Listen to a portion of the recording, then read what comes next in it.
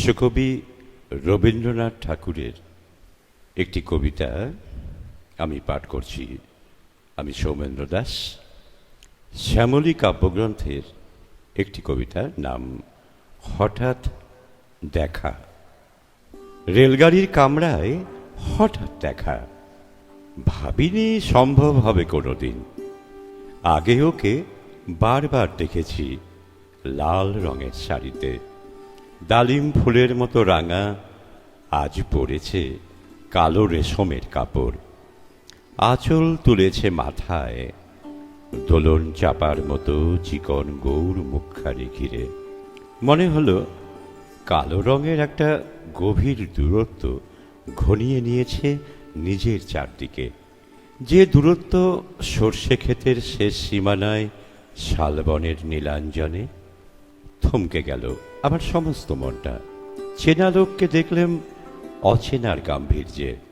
হঠাৎ খবরের কাগজ ফেলে দিয়ে আমাকে করলে নমস্কার। সমাজবিধির পথ গেল খুলে। আলাপ করলেন শুরু, কেমন আছো, কেমন চলছে সংসার ইত্যাদি। সে রইল জানালার বাইরের দিকে চেয়ে, যেন কাছের দিনের ছোঁয়াচ পার হওয়া চাহনিতে।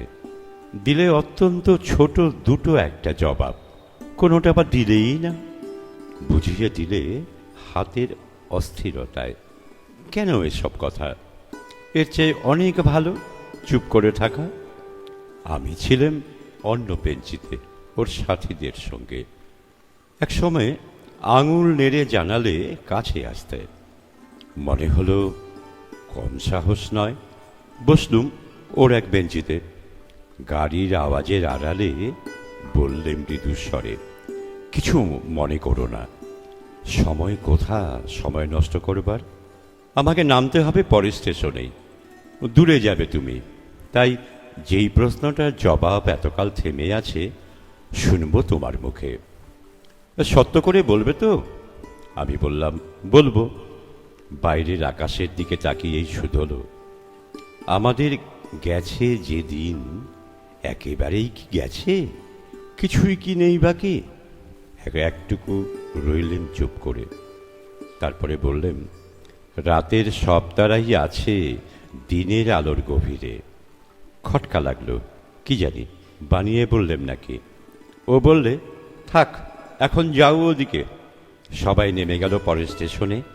আমি চললেম একা।